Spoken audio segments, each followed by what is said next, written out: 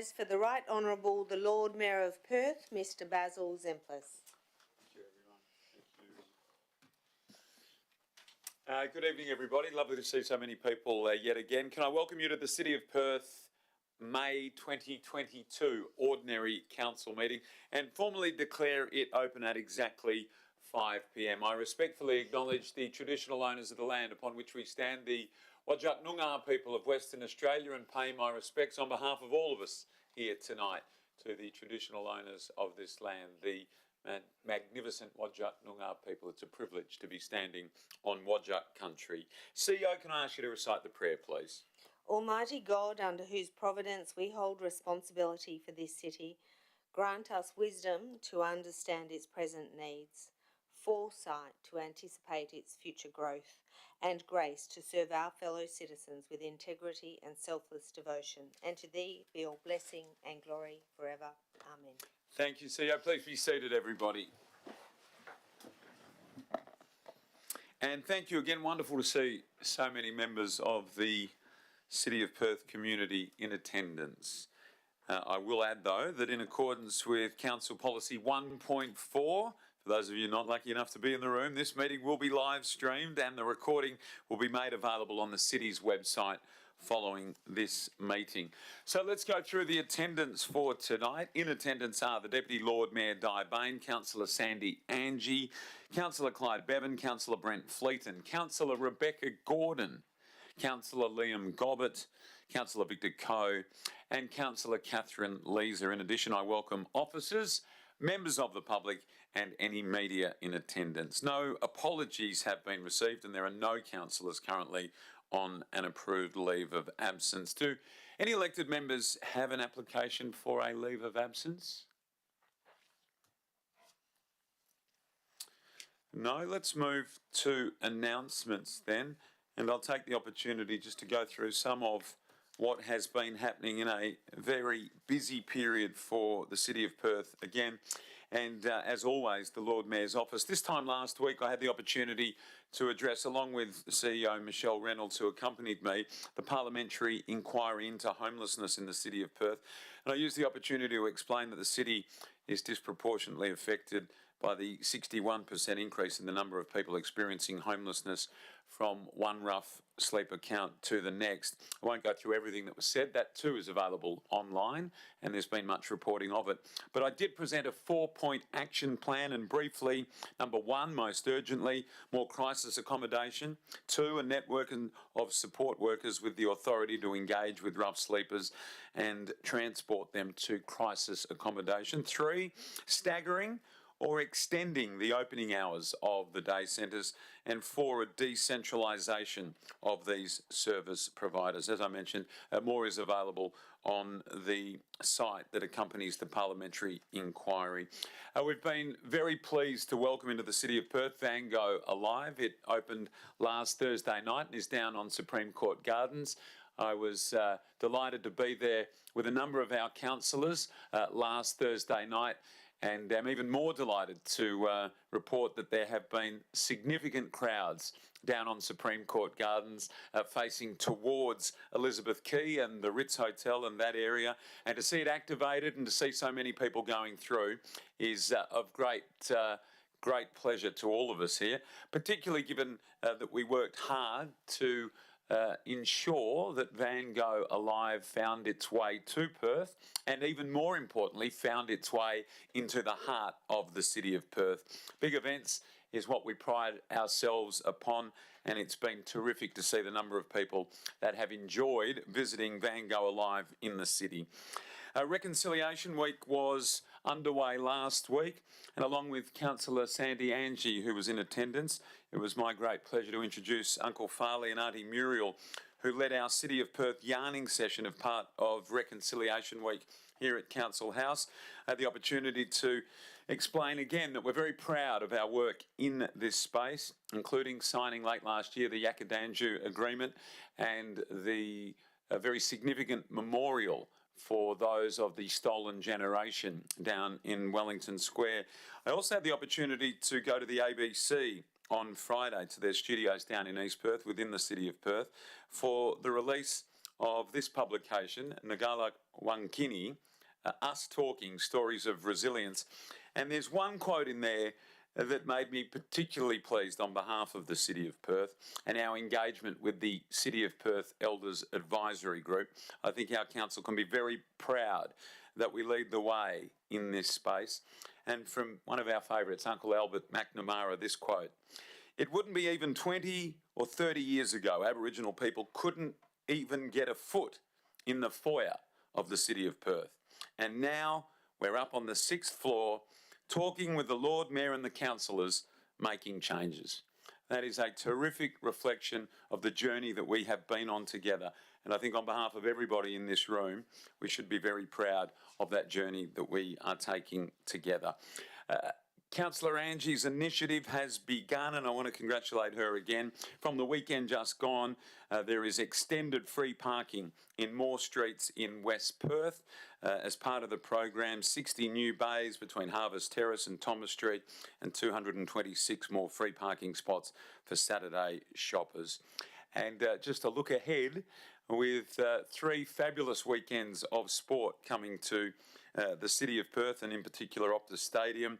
State of Origin Rugby League, Sunday, June 26, Australia v England Rugby Union, Saturday, July 2, and Crystal Palace versus Leeds and Manchester United versus Aston Villa, 2 Premier League matches, 22 and 23 of July. You'll be delighted to know, everybody, we're putting the band back together. The People's Parades will be on again in the City of Perth on the Fridays before those 3 landmark weekends. And our aim, again, will be to fill our city as we did during Grand Final week in September of last year. And just finally, I have been invited on a special commemorative flight, the new Perth to Rome direct service being launched by Qantas at the end of June. I've been invited along with Premier Mark McGowan, officials from the Department of Jobs, Tourism, Science and Innovation, officials also from Perth Airport, or management rather of Perth Airport and Tourism Western Australia. It's a significant milestone for WA and in particular for Perth and the tourism industry, and the opportunity to promote Perth as a tourist destination is a good one for us.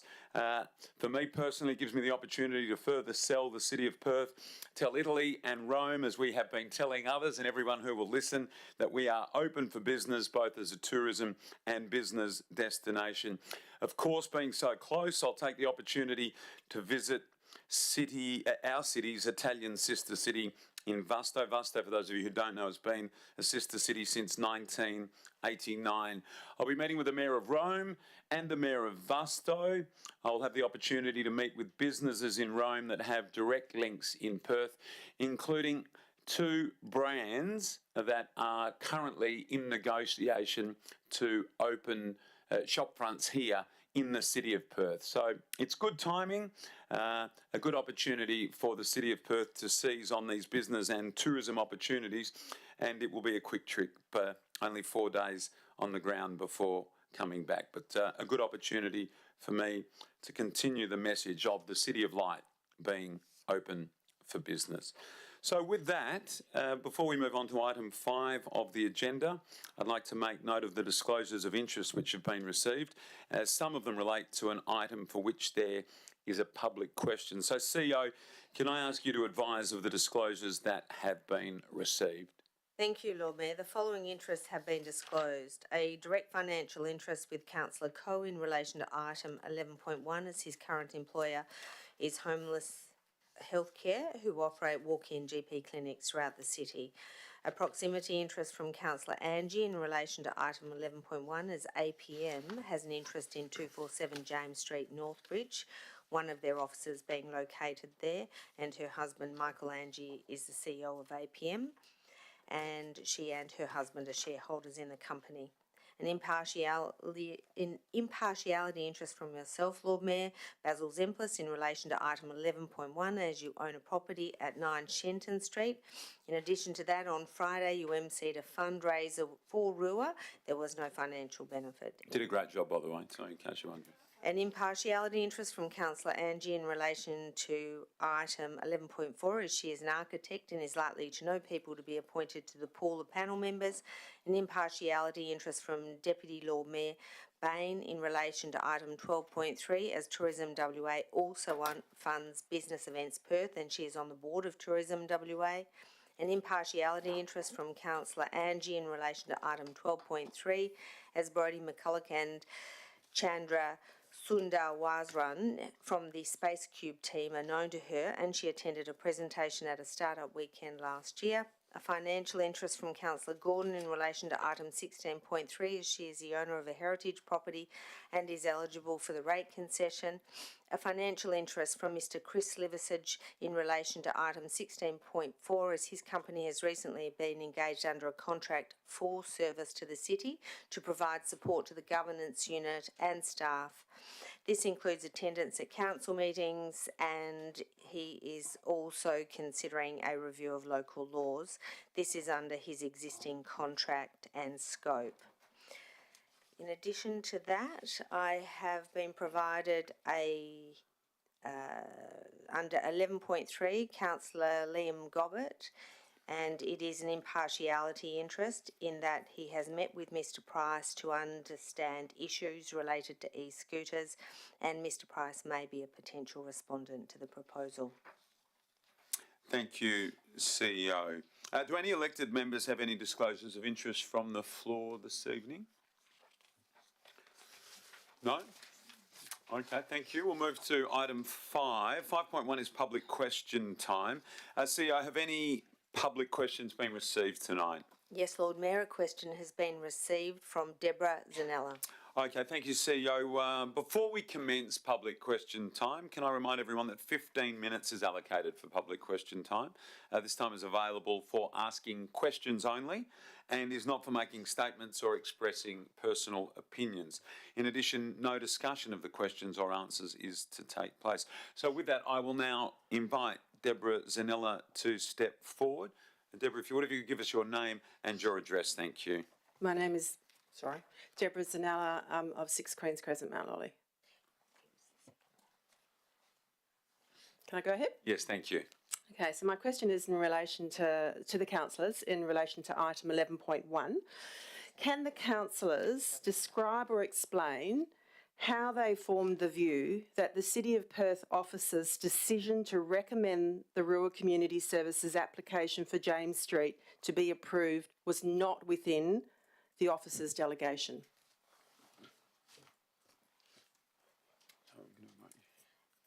CEO? Thank you. The City's Register of Delegations and Authorisation provides the ability for the Lord Mayor or 3 councillors to request that the application be considered by Council. If this occurs, officers are no longer able to exercise their delegation in relation to the matter under consideration. The City is unable to provide comment on behalf of the 3 councillors who requested to have the application determined by Council. This would be a matter for the councillors to respond to if they choose to do so. Thanks, CEO. So accordingly, do any of the 3 councillors wish to respond to Deborah's question? Councillor Fleeton. Thanks, Lord Mayor. I'm going to debate the matter, and if the members of the public want to hang around, they'll be able to understand why. I don't intend on doing it right now before the matter. I think that's appropriate. Thanks, Councillor Fleeton. Anything from any of the other councillors? Deputy Lord Mayor. Thank you, Lord Mayor, and thank you for the question, Deb. I'm very impressed with the work that RUA does, and I was at your fundraiser the other day, and I wish you all the very best with everything that you do with the city. Using the power of delegation assists local government to efficiently deal with a wide range of operational matters that are minor, administrative in nature and very time-consuming. So it's my view, based on the many objections received regarding this matter, that we as councillors would not be performing our role if we did not bring this matter for debate. And now there is an opportunity for all parties to review the subject matter through fresh eyes. It was my oath when I was sworn in as a councillor to duly, faithfully, honestly and with integrity fulfil the duties of the office for the people in the district according to the best of my judgment and my ability. And tonight we have many people here tonight who are from that district wanting to be heard. Thank you, Deputy Lord Mayor. Is there anything from any of the other councillors? Okay. Deborah, thank you for your question. We appreciate it. Are there any other public questions from the floor? Yes, sir. If you'd like to come forward, state your name and your address. Thank you. Ratepayer address or residential address? Either way. But your name, not somebody else's name. Okay, Dr. Linton Sharp, 99 Homefirst Street, Coolbinia, and ratepayer for the City of Perth. A question about events in the city. I'm a member of a not-for-profit organisation, the Veteran Car Club of Western Australia, or Classic Car of Western Australia. For about 50 years, they held an event once a year annually in Forest Place to commemorate the first organised car event in this state in 1903. But for the last few years, the costs of this have made the event prohibitive because we consider the city become quite mercenary in its charges for non-for-profit organisations, with a view to attracting more public events to the city and maybe shoppers before they go shopping on a Sunday at 11 o'clock. Is there any consideration that non-for-profit organisations might be given some consideration to the cost of using, say, something like Forest Place for a short time for our event? CEO. If we could take that on notice, Lord Mayor, thank you. Thank you for your question. Are there any further questions from the floor? No? Thank you. Moving to item 7, would anyone like to move a motion to confirm the minutes of the meeting, the ordinary council meeting held 26 April 2022 and the annual general electors meeting held May 3, 2022. Thanks, Councillor Fleeton, seconded by Councillor Bevan. Any members oppose this motion? Motion being unopposed, I will now declare it carried unanimously. Questions by members which due notice has been given. There are none there, no correspondence, and no petitions have been received. Item 10. So before we move on to the reports, I'm going to move a motion that the following items be carried on block. 12.2 Wellington Street Clearways, 11.2 Wellington Street Clearways, 12.2 City of Perth Reconciliation Action Plan, 14.1 Monthly Financial Report March 2022, 14.2 Schedule of Accounts Paid March 2022, 14.3 Creation of New Cash-Backed Reserve Sponsorship Reserve, 14.6 Corporate Business Plan Quarterly Report 3, that's from January 1 to March 31, 2022. 15.1 Inquiry into the City of Perth Recommendations, the Quarterly Progress Update. 16.1 Policy Review Work Plan. And 16.2 Review of Council Policy 1.3 Council Member Communication. Could I get a seconder for this motion, please? Thank you, Councillor Gobbett. Any members oppose this motion? Motion being unopposed, I will declare it carried unanimously. So therefore the recommendations of those items have now been passed on block in accordance with clause 9.2 of the City of Perth Standing Orders, Local Law 2009, and the officer recommendations have been adopted by Council. We're now going to be moving on to the reports which have been extracted for debate. Now first, 11 Planning and Economic Development Alliance reports. The first of them is 11.1. There has been an impartiality interest declared by myself. I will be staying. Councillor Coe has a direct financial interest and will be required to leave the chamber. Thank you, Councillor Coe. And Councillor Angie, a proximity interest, also required to leave the chamber. And if I could ask the General Managers to make sure that the door is closed on both sides. Thank you. So 11.1, 247-249 James Street, Northbridge, proposed change of use from an education facility, that's Education 2, to a community centre, community and cultural. This is DA-2022/5042. Would anyone like to move the officer's recommendation?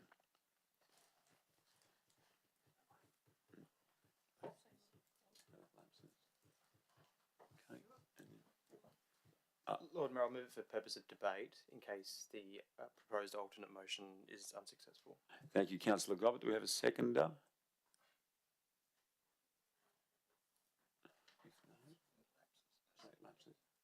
Minister. So without a seconder, that lapses. Thanks, Lord Mayor. I've provided a copy of a alternate motion that councillors have got on their tables, and it's on the screen now. Lord Mayor, do you want me to read this out, or is it quite extensive that people can read it themselves? No, I think it'd be good to have it read out. We need a mover first. No? So we need a mover first. It's you, Councillor Fleeton. Seconder. Thanks, Councillor Bain. Councillor Fleeton. You want me to read out the entire motion? I think it's a good idea, actually. Yeah. Right, this might take half the time of the debate, but the Council, in accordance with the provisions of the City Planning Scheme Number 2, the Metropolitan Region Scheme and the Planning and Development Local Planning Scheme Regulations 2015, deemed provisions for local planning schemes, refuses the application to change the use of the existing building at 247-249 James Street, Northbridge to Community Centre, as indicated on the MRS Form 1 dated 16 Feb 22, and as shown on the plans and details received 17 Feb 22 for the following reasons. The proposal is contrary to clause 67.2a of the deemed provisions, as the proposed use is inconsistent with the statement of intent for the Northbridge precinct to provide a diverse, interesting and dynamic inner city precinct that will be promoted as an attractive destination for the local population and interstate and overseas visitors.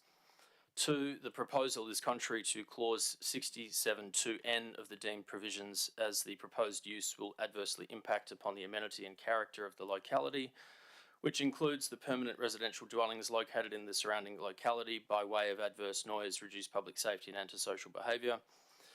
3, the proposal is contrary to clause 67.2y of the deemed provisions, as the proposal does not adequately address community concern relating to an increase in antisocial behaviour, a reduction in public safety, loss of residential amenity and an adverse impact on business.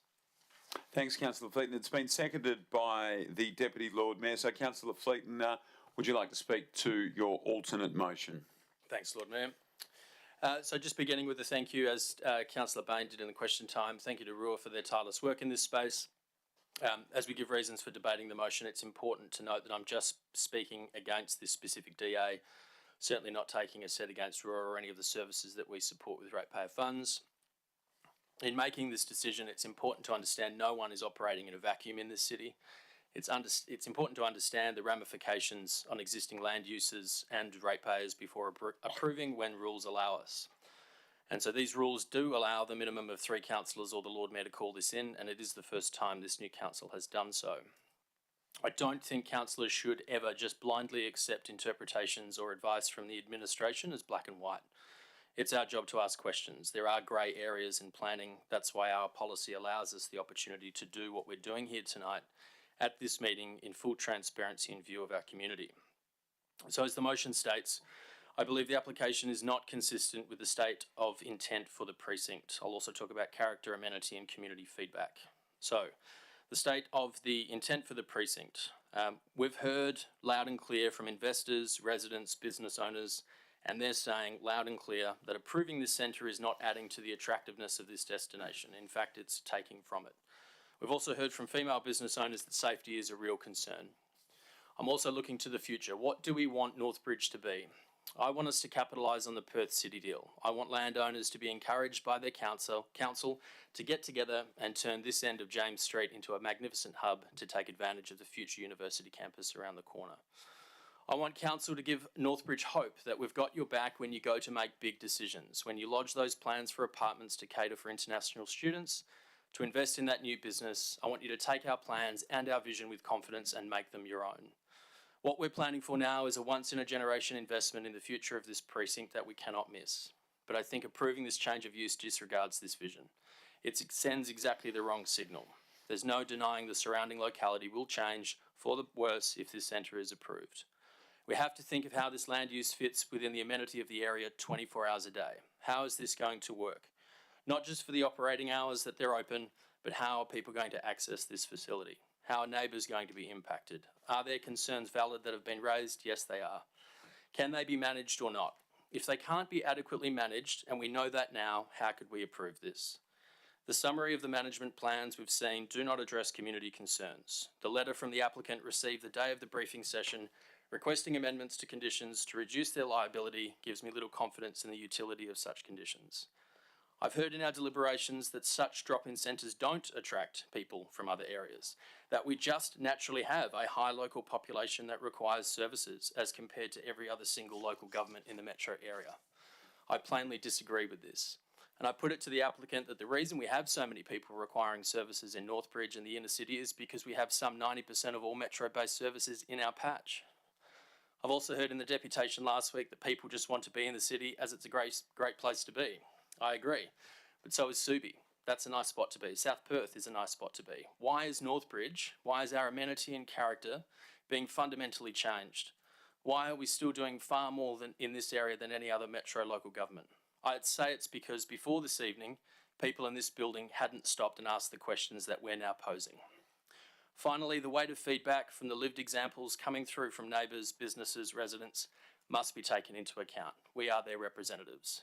This is their community too. Their opinions shouldn't be dismissed as heartless. Heartless would be to turn a blind eye to what's happening in Northbridge and what will keep happening if we don't face some hard truths. I'm not going to reread the agenda in terms of feedback, or dare I say it, 100 emails that we've received with lived examples. Councillors can do that themselves. When it comes down to it on the ground, day to day, long after this meeting, we know management plans won't work to allay the very real concerns. We also know the responsibility and liability will then fall to the ratepayer. I fear we're just setting ourselves up for example. On balance, Council should refuse this, work with Rua and the state on a strategy which makes sense while engaging our Northbridge community to have confidence in Council that we've got your back. Thank you, Councillor Fleeton. Deputy Lord Mayor, as the seconder, would you like to speak to the motion, the alternate motion? Thank you, Lord Mayor, and thank you to those who are here tonight for this very important decision. It isn't often that we see a full chamber, so the Westminster system of democracy is alive and well. I'm an elected member who's in a position with my fellow councillors to help shape the future of the city through the development of the city's third planning scheme. The process is underway and I'm very close to it. However, this change of use request relates to the current city planning scheme number 2, a scheme which includes precinct plans to help take away any confusion about the intended use of key pockets of our city. I've read the Northbridge precinct plan and noted this area made provision for community activity. I've heard both sides of this debate. Does the site fall into a preferred use category or is it taken to be considered unlisted? I have a very ordinary member's view about the meaning of community activity, but given the very serious consequences of Council considering this application, I am happy to align my views with Councillor Fleeton's position.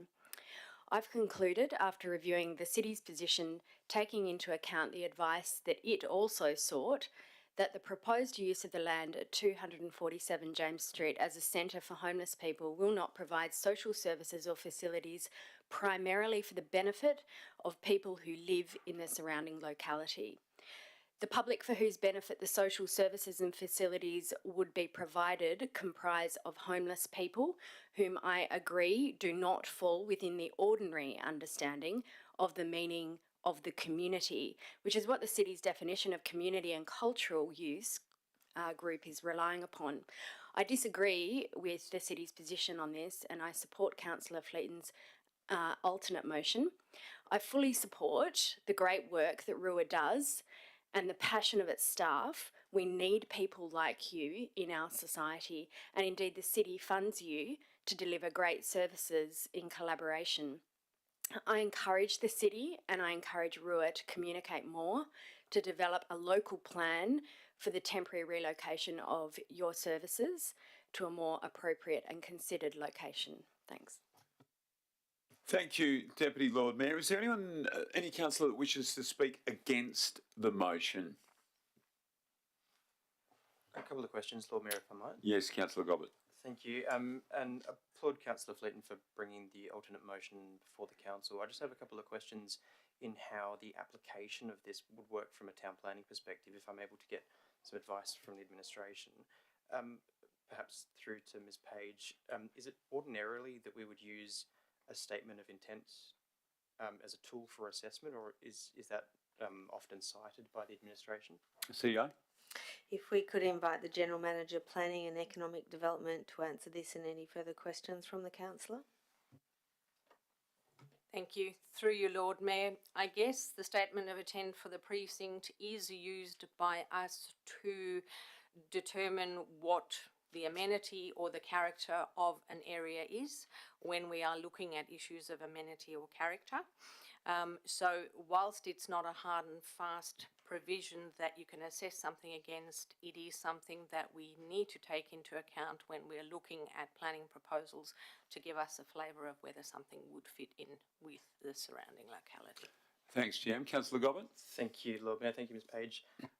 The reason cited under Part 2, is that ordinarily cited for a reason for refusal?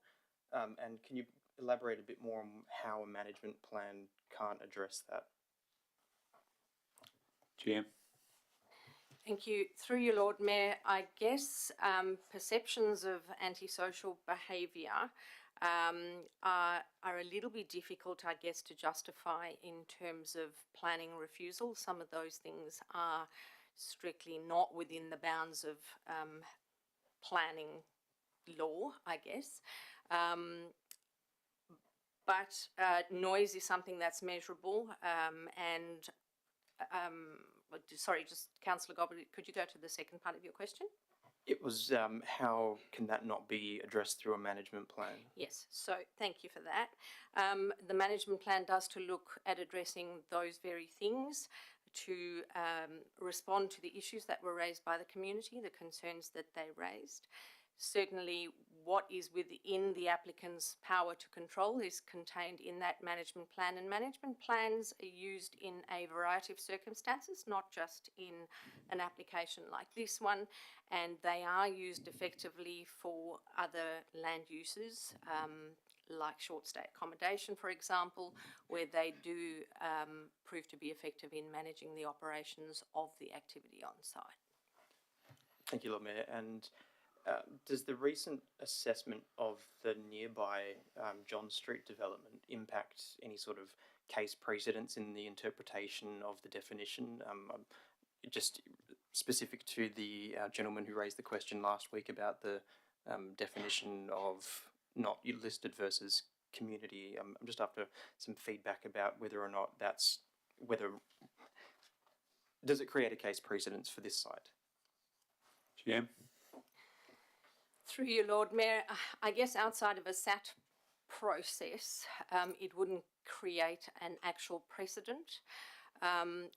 What we're aware of, though, is a surrounding locality and community does really depend on the type of use that you are looking at putting in a building.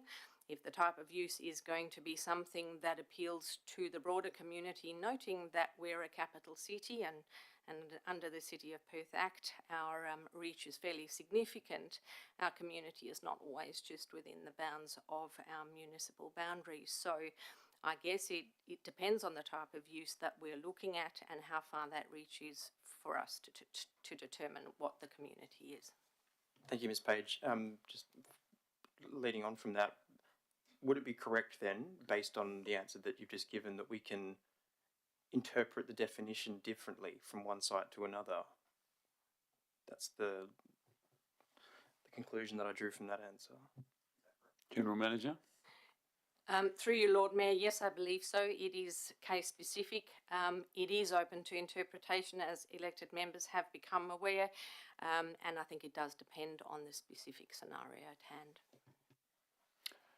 Thank you, General Manager. That's all good for you, Councillor Gobbett. Thank you. So is there anyone that wishes to speak for or against Councillor Gordon for the alternate motion? Thank you, Lord Mayor. I'm in support of Councillor Fleeton's alternate motion this evening for a number of reasons, but primarily because of the impact that the development will have on the amenity of the surrounding locality. We had a dozen deputations last week, and I believe this is more than we've had on any one single item before this council.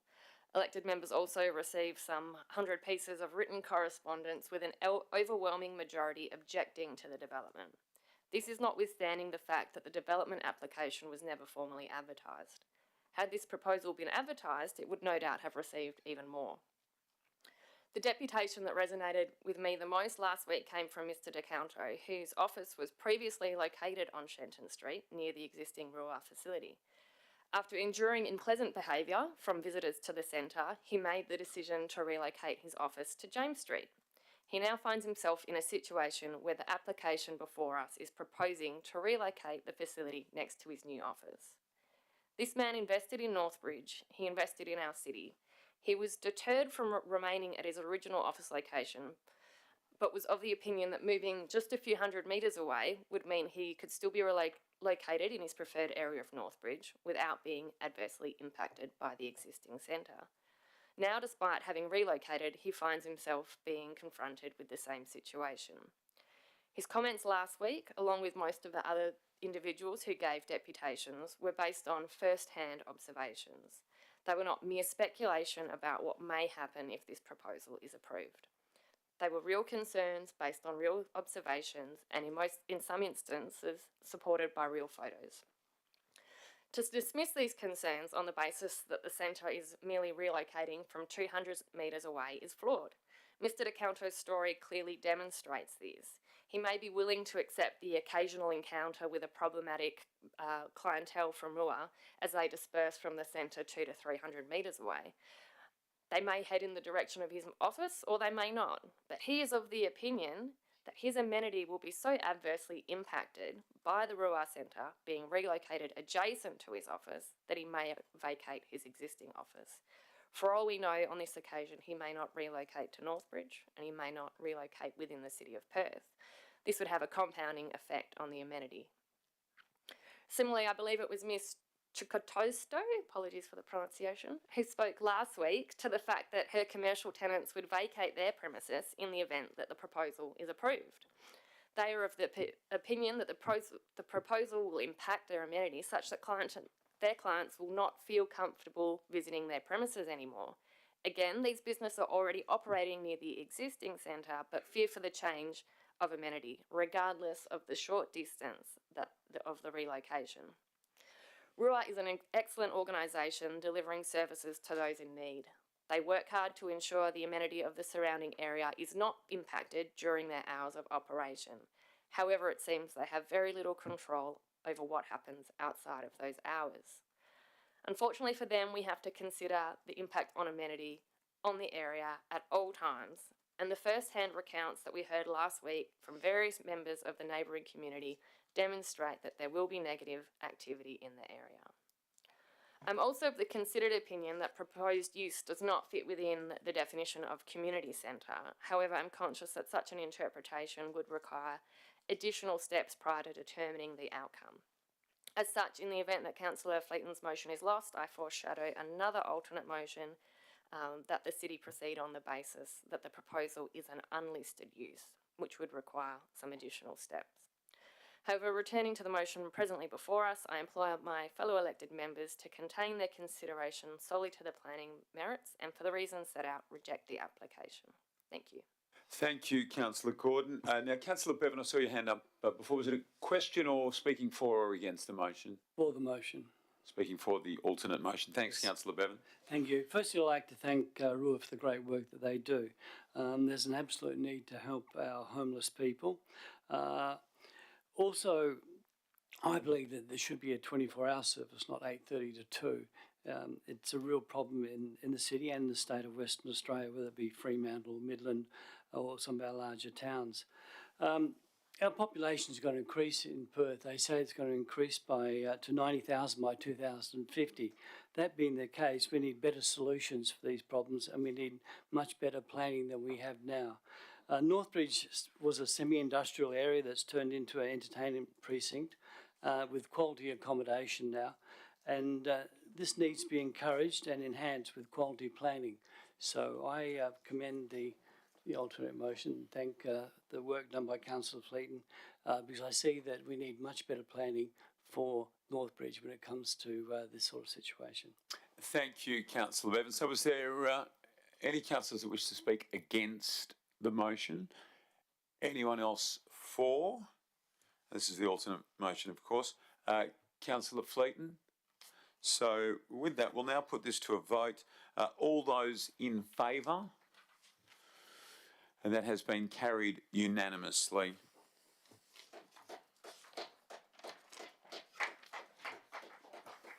I might just take the opportunity, as there was some polite applause ringing out, to say that it has been good to see a significant number of our ratepayers in the council chamber over the last couple of weeks.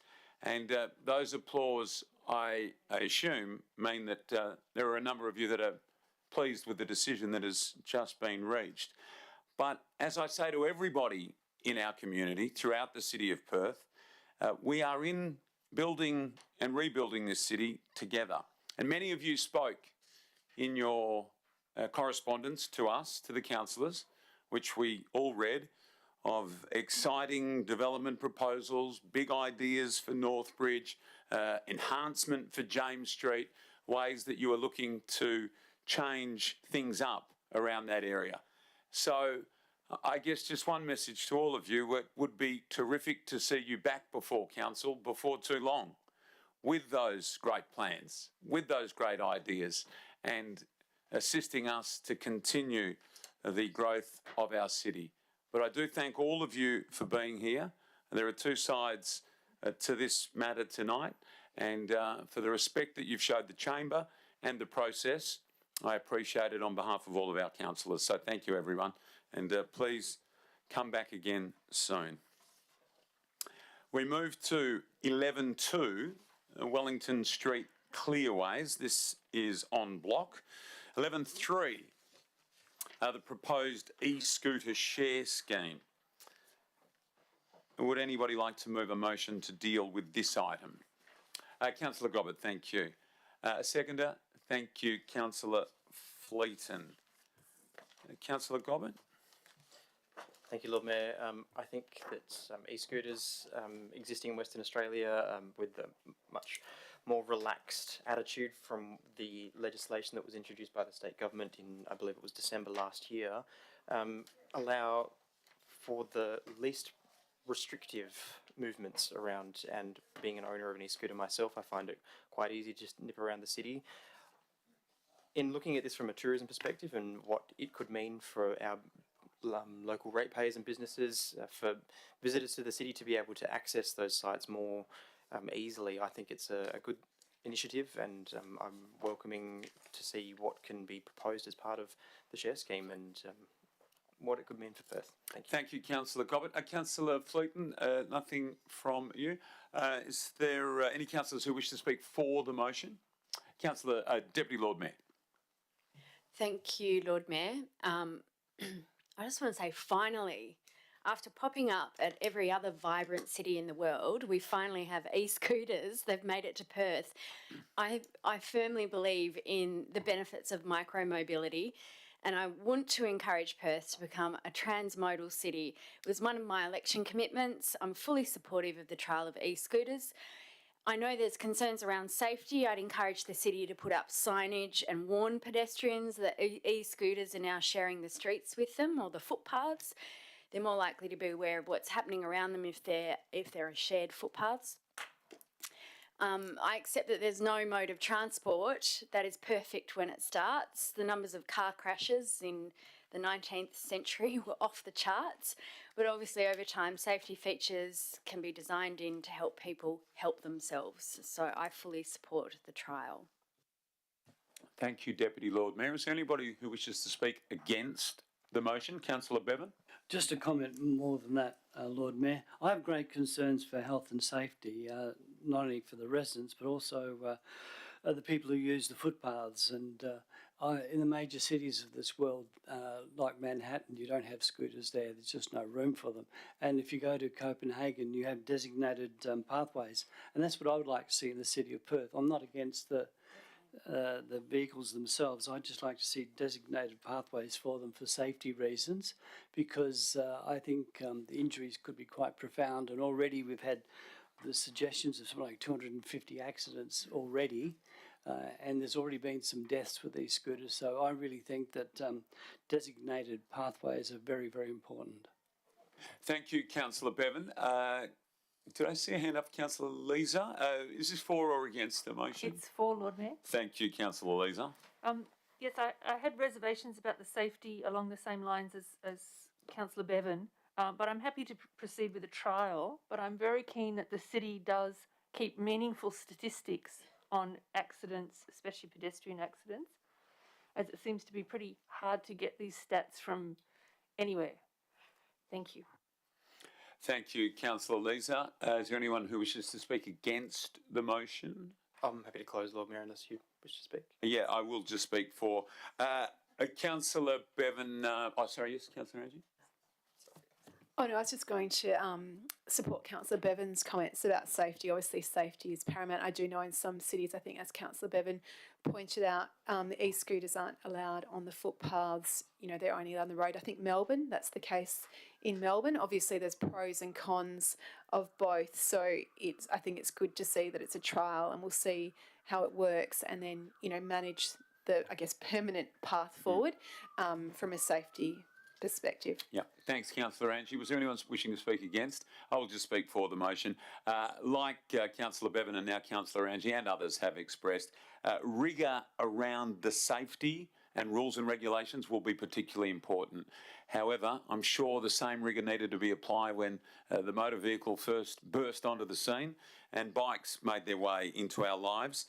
And it is my belief, and I think the belief of many, that e-scooters are a part of modern city life, and so I welcome the opportunity to see the City of Perth benefit from this trial. Councillor Gobbett, if there's nothing further. Thank you, Lord Mayor. And quite rightly from those elected members that have raised safety issues, partly in the reason that I gave for meeting with Mr Price earlier was to understand how those safety issues could be addressed. I was helpfully informed that if the city is able to provide geographical information systems data, then the software is capable through the app that is tethered to the devices to narrow down to the nearest 2 to 3 centimetres speed restrictions. So although it is possible with a privately owned vehicle, or the e-scooter, e-ridables, whatever you want to call them, it is possible to push them to go faster than 10 kilometres an hour, which is what the state regulation is. We are able to be responsible lessees of the space that we are allowing private operators to enter into and operate out of by potentially stipulating that the software limits the speed of these e-ridables to 10 kilometres an hour on footpaths, and where they are able to access cycle lanes to 25 kilometres an hour. I think that we should give a little, and we should allow potential users to use them what they are allowed to be used for. So I take the points that have been raised around safety, but I'm confident that what I've been able to find out in my own research into the issue, that we can capably address safety issues. Thank you. Thank you, Councillor Gobbett. So I'll now put this motion. All those in favour? That is Councillor Leeser, Councillor Angie, Councillor Gobbett, the Lord. That's not a hand up, is it, Councillor Coe? No. Lord Mayor, Deputy Lord Mayor, Councillor Bevan, Councillor Gordon, and Councillor Fleeton. And those against? Councillor Coe. Thank you, and I will declare this motion carried 8-1. We move then to 11.4, submission on proposed changes to the Development Assessment Panel system. Councillor Angie, an impartiality interest has been noted here. Would anybody like to move the officer's recommendation? Thanks, Councillor Gobbett. A seconder, please. Thank you, Councillor Leeser. Councillor Gobbett, anything? Councillor Leeser. Just to say, it's encouraging, given that 95.4% of the city's housing stock is strated, to see a strata title expert on the list in here. So thank you very much. Thank you, Councillor Leeser. Yes, Councillor Can I just ask a question? Did you say design? Did you say DAP or DAP? I said Development Assessment Panel System as it is stated here. So is that an error? 11.4.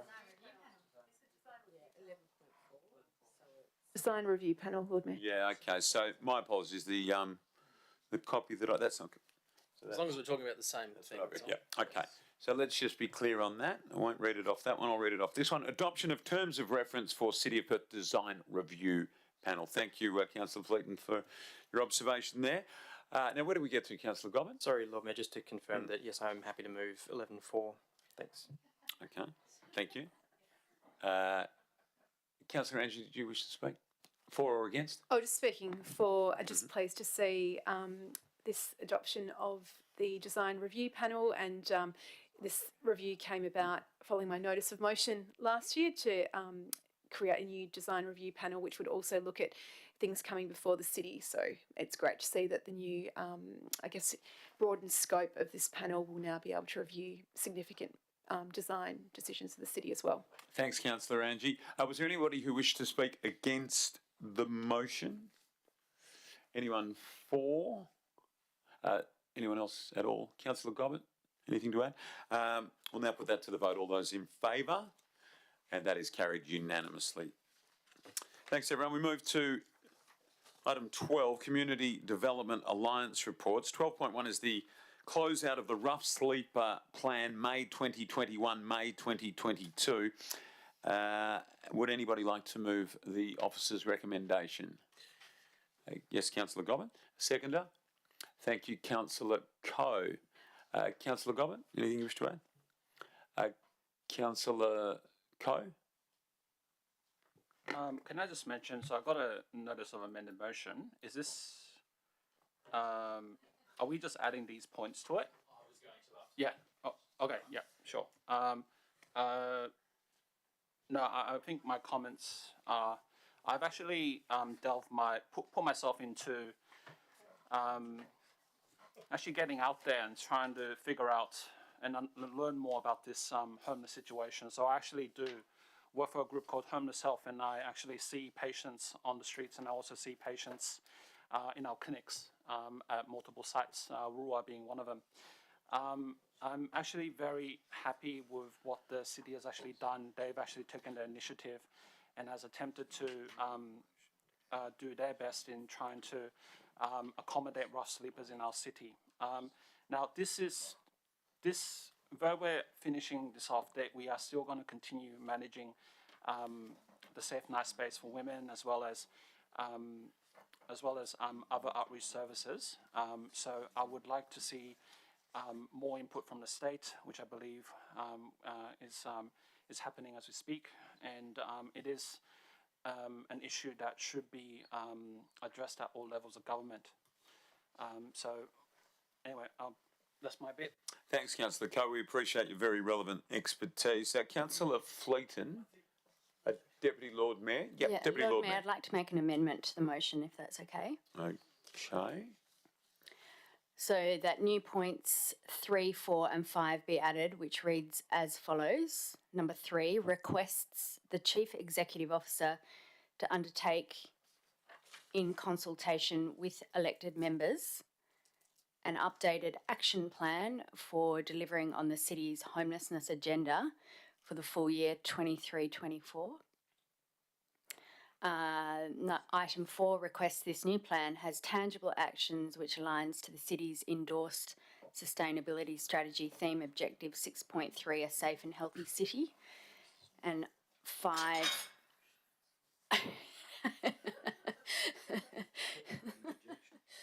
5, develop a budget for delivering on the plan for consideration in the 2022-23 mid-year budget review.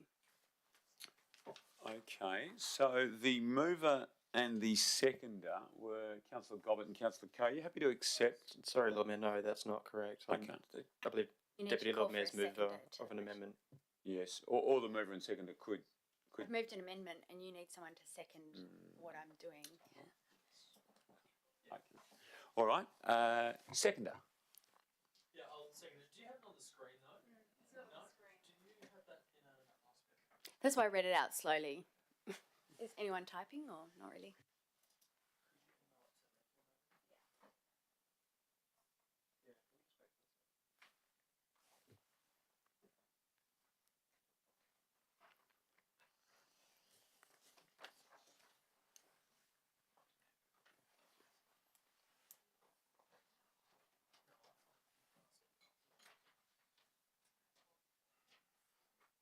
So we're going to vote on the amended motion. Is that right? The motion being amended. Yeah. So are you getting that? You are. Okay, thank you. So we'll just take a moment to make sure that we've got that accurately captured on the screen, because I think there's a bit to digest there.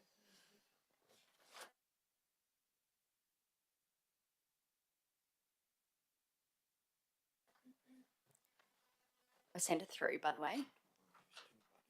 It's all right.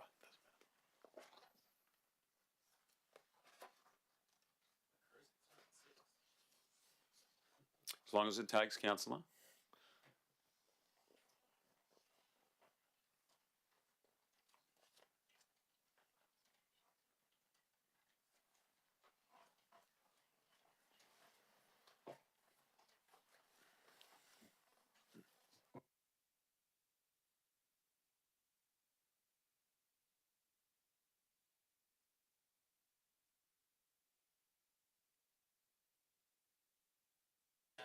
Did that get emailed across? I was listening last week and it said there was an 8 on the YouTube channel. Do you want me to send it to another email address? Is that one not working?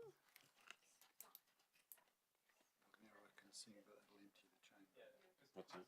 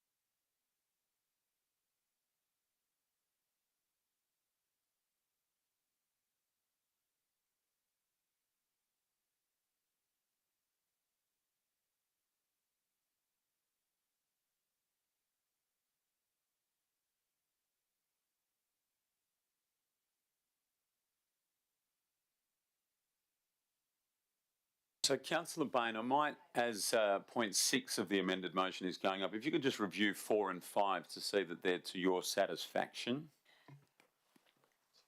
All right, so I think it starts at point 3, not at point 4. And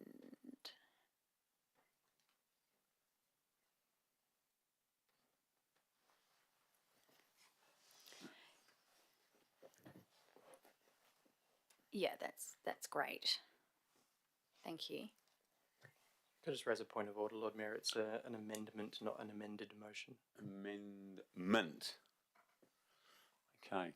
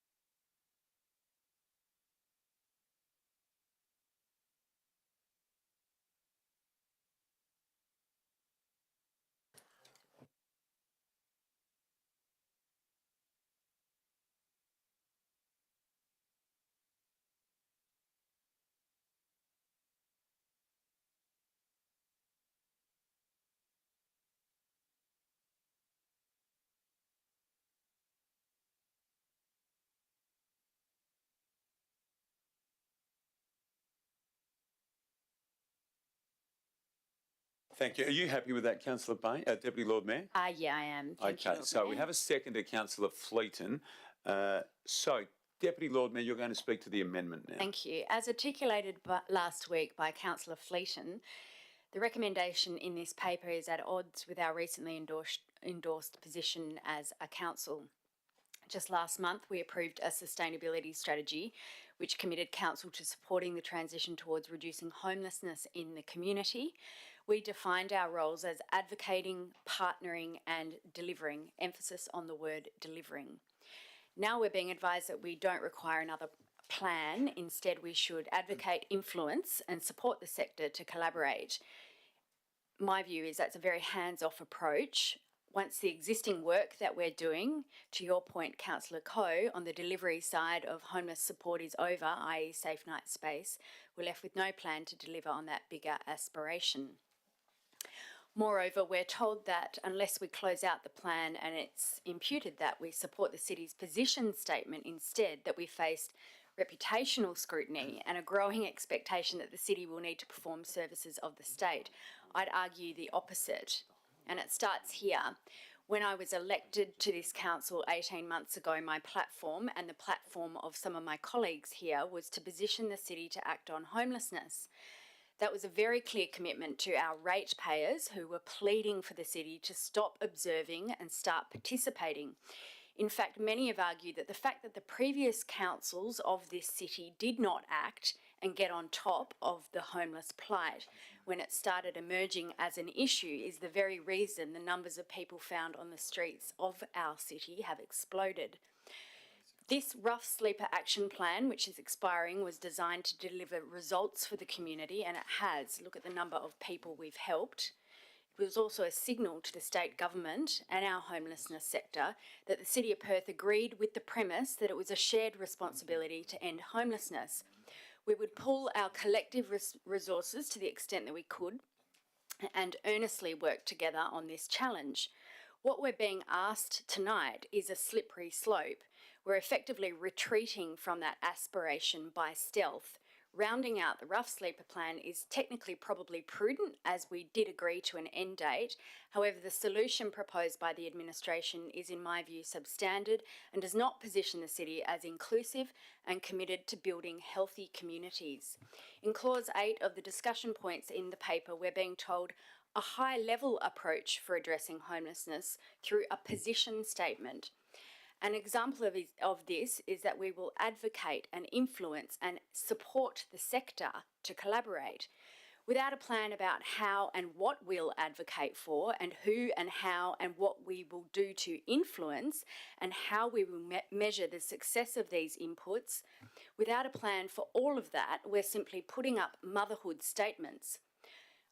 And I looked up the definition of motherhood statement. This is a vague, feel-good platitude, especially one made by a politician that very few people would be able to disagree with. That doesn't represent my values. That's not why I'm here. So I appeal to elected members to not retreat, but to boldly support action on this pressing subject for the city and encourage the development of a new plan, a measurable plan that demonstrates that we are honestly delivering on the city's homelessness agenda. Thank you, Deputy Lord Mayor. Second was Councillor Fleeton. Thanks, Lord Mayor. My comments will be limited to part 3. So I'm still confused after 18 months on council what our role is in this space. I really appreciated and largely agreed with your submission to the Parliamentary Committee. I see us in a space that we're trying to take a leadership position.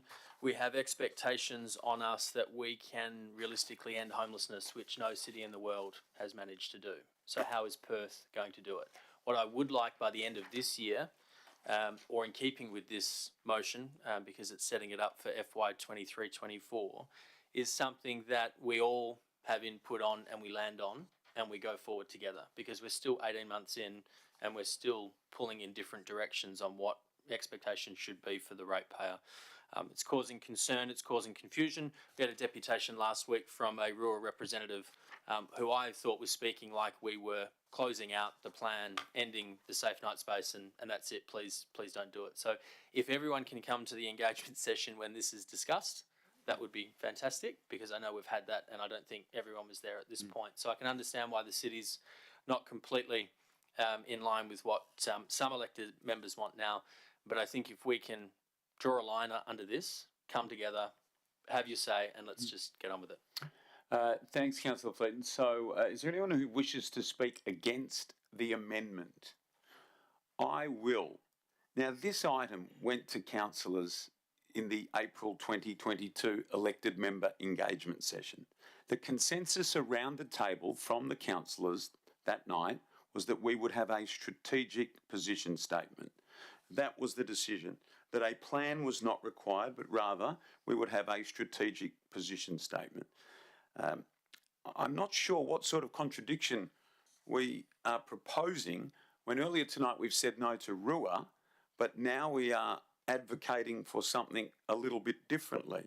And the budget closes, the discussion around the budget closes today, 31st of the 5th. There are budgetary implications here. All of this we have had the opportunity to discuss. And again, at the elected member engagement session, this went to councillors and the consensus was a further plan was not required. Now, I'm not sure if I don't know which councillors were not present that night. Perhaps there was a councillor or two not present that night. But I remember it, April 2022. Also, and thanks to Councillor Fleeton for acknowledging, it was only this time last week that I attended the Parliamentary Inquiry into Homelessness. I said it at the start, I'll say it again. I presented a 4-point action plan, most urgently, more crisis accommodation. Point 2, a network of support workers with the authority to engage with rough sleepers and transport them to crisis accommodation. 3, staggering and extending the opening hours of day centres. But 4, in keeping with the decision from earlier tonight, a decentralisation of these service providers. And I made this point. In December of 2021, for the first time in this state's history, Premier Mark McGowan appointed a dedicated Homelessness Minister. Recognition that more needed to be done in this space by the state government. And I'm pleased, as I said at the time, to acknowledge that Minister Carey has applied great vigour and application to this issue and is working collaboratively with the City of Perth. But I cannot accept that the City of Perth is not acting on homelessness. We are advocating harder than anyone in the community for the state government to step up, and also, as we have heard tonight, it is with immense pride that I was able to report the impact of the City of Perth Safe Night Space for Women. In nearly 12 months of operation, almost 900 individuals have been assisted on more than 4,000 occasions. And between 80 and 100 of those women have used the Safe Night Space to move into transitional or permanent housing solutions. Ultimately, homelessness is a state government responsibility. We have a role to play. We are playing our role. And again, this came to councillors April 2022, EMES, and the consensus was we would have a strategic position statement and did not require a plan. Is there anyone else who wishes to speak for the amendment? Anyone else who wishes to speak against the amendment? So we're voting now just on the amendment. This is point. Oh, yes. Councillor Angie? I think this is a difficult item. I think all of us around the chamber are committed to ending homelessness in WA, and we all support the state government in the actions that they're taking and the role that they play. And of course, you know, we've seen the city do as much as we can within our remit in the past year, including the incredibly successful Safe Night Space for Women, which was also part of my election platform, and it's been, you know, an incredible outcome for the city, and I know we're committed to that, and that will be reviewed at the relevant time whether we progress. But I think what we've seen is that unfortunately at the city there are limits to what we can do, and although we've tried our best and in effect I guess racked our brains over the last 18 months of what more we can do, we are doing everything we can do, and it is a space that is the responsibility of the state government with the resource of the state government, and we do need more housing. We need tens of thousands of more homes, and so in that context I'm inclined to agree with the Lord Mayor on this matter. Councillor Andrew, was there anyone, sorry, thank you, was there anyone who wishes to speak for the amendment? Councillor Gordon? I'll speak for it. I was at the engagement session, which was in April. What's changed since then? The council has endorsed a sustainability strategy which states that we will help to deliver an end to homelessness.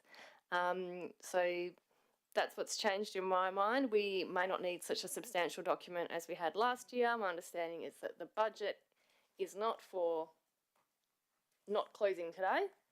This is for the mid-year review, so there's still time for it to be incorporated at a later date. The outcomes don't have to be so significant. We are already planning to operate the Safe Night space in that time. So to detail what we are doing in that space in a succinct document so that other parties can see that, yes, the City of Perth is acting, here's what we're doing, and have that all in one neat bundle, I will be supportive of that. Thank you, Councillor Gordon. Anybody who wishes to speak against the amendment? Anyone else for? Deputy Lord Mayor, would you like to close out this part of the debate? Thank you, Lord Mayor. And I think Councillor Gordon wrapped up the intention of the motion quite well. It's a bit of hygiene. We may have had an elected member engagement session where we had a discussion about this, but nothing was acted on that. Actually, the opposite was acted on that. We approved a sustainability strategy that said we were going to end homelessness. So this actually means that we're going to put together a plan that that details for the community what I believe, and this is an ideological statement, is a shared responsibility. So I don't believe that homelessness is one government's responsibility, it's a shared responsibility. And what that looks like financially is a question mark, but there will be no budget implications for this upcoming budget. It's a request to review it in the mid-year review when we've got a bit more of a scope on what we're looking at. I think it sends a really good signal of collaboration with the state government, and I think that advocating is not a plan. You need to, going out there and just talking about things and saying, wouldn't it be great to do this, isn't a plan because it might not align with everybody's value system. Thanks, Deputy Lord Mayor. So we'll now put the amendment to the vote. All those in favour? That's Councillor Coe, Deputy Lord Mayor, Councillor Bevan, Councillor Gordon and Councillor Fleeton. All those against? Councillor Leeser, Councillor Angie, Councillor Gobbett and the Lord Mayor. So the amendment is passed 5-4. So now, with the assistance of my learned colleague to my right, so I'm now going to put the substantive motion, and that was moved by Councillor Gobbett, from what I remember. Was it Councillor Bain at the start? It was Gobbett, yeah. Okay, so anyone wish to speak for the substantive motion? Anyone wish to speak against? I might just take this opportunity to say, can I speak here now? I've spoken once to the... You're speaking now on the substantive. Yeah, okay. So just as a point of order more than anything, I've got this here. The city's sustainability strategy does include an initiative around homelessness. One of the initiatives in the adopted sustainability strategy is to support the transition towards reducing homelessness in the community through partnership, advocacy and delivery.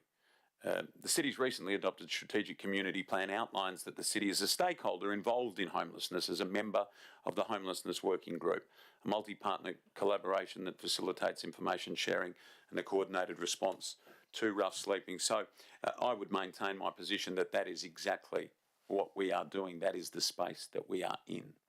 Is there anyone else who wishes to speak for the substantive or primary motion? Anyone else against? As amended. As amended. Can I ask a clarification question? What was the point of order? Sorry? There was no point of order. Sorry, I thought you said there was a point No, of I order. said as a point of clarification. Yeah. Okay. Yeah. No point of order.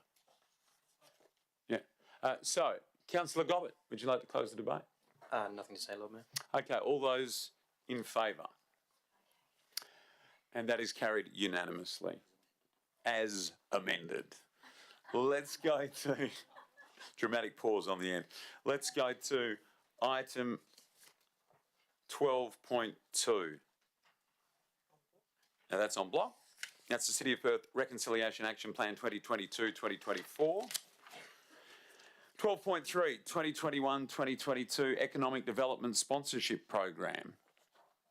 Now we have an impartiality interest here declared by Deputy Lord Mayor Bain and an impartiality interest from Councillor Angie. Would anyone like to move the officer's recommendation? Councillor Angie? I'm proposing an amendment to Part A of the motion, so just wondering if you want to treat Just them that second separately. first. Yeah.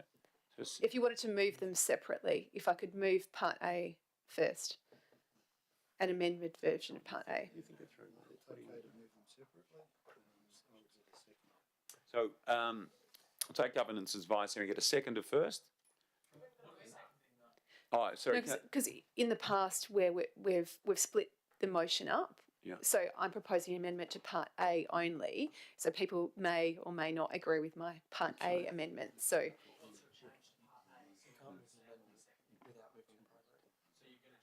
So let's come Yes, I through. was just asking first of all if we can split them up. Let's come through up here, please. If Well, we it's could. what we've done in the past, but whatever. So what's your advice here? Lord Mayor, it's up to the meeting. If you wish to... Put your mic on if you- Sorry. My voice doesn't carry particularly well either. If the meeting wishes you to put the parts of the motion separately, you can.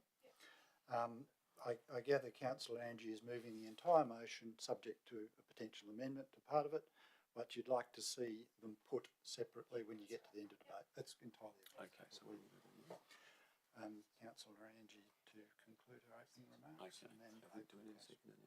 I would ask for one. Okay, so we're going to ask for a seconder, please. I'm happy to move the officer's recommendation as it is, and if we have a seconder, then Councillor Angie can move her amendment. Okay, Yeah, Lord Mayor, happen to second the motion. thank you. Councillor Angie. No, me. First, as the mover of the substantive motion, I'll just speak generally, understanding there's an amendment coming, but they're all good initiatives on the table. There obviously was some discussion last week about item A requesting more funds. I think it'll be interesting to hear Councillor Angie's amendment, because I also consider that might be a prudent move, or so. Who was the seconder? I don't wish to speak. Okay. Now, Councillor Angie, the floor is yours. Thank you. So I just want to move an amendment to Part A, which was in relation to business events Perth. And the amendment I wish to make is to provide the amount of sponsorship that they asked for. So this would mean that the recommendation text that sits adjacent would be updated to be 1.2 million cash contribution over 3 years. The rest remains as it is, equivalent to 400,000 in each year, being the amount requested by the applicant.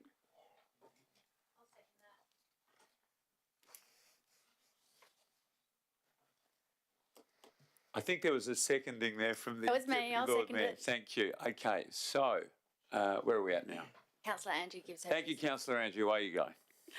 Thank you. So the reason for this notice of motion, we all heard the deputation last week by Gareth Martin from Business Events Perth, who talked about the organisation, which is now 50 years in operation, and talked about how 90% of the events that they attract come to the city of Perth.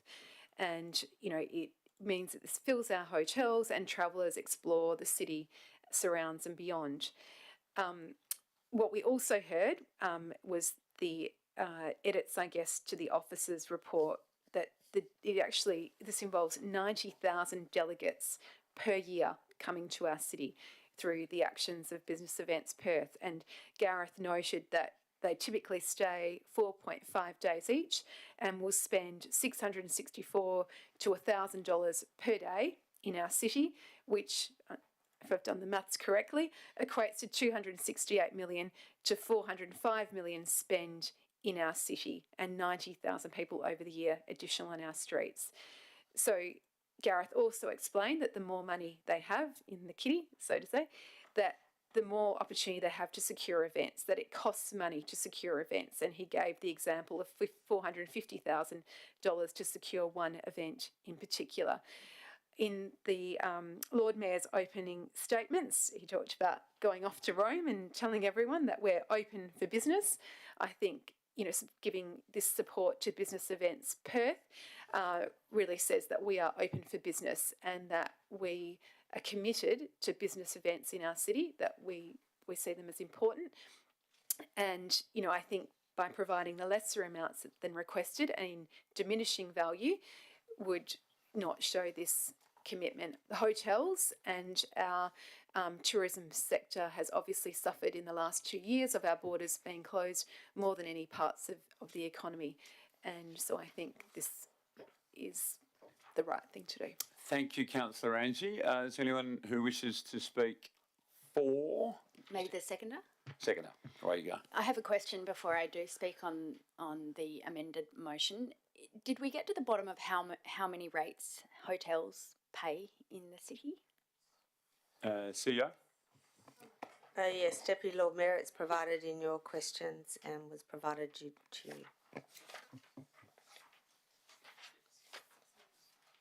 How much was it? 6.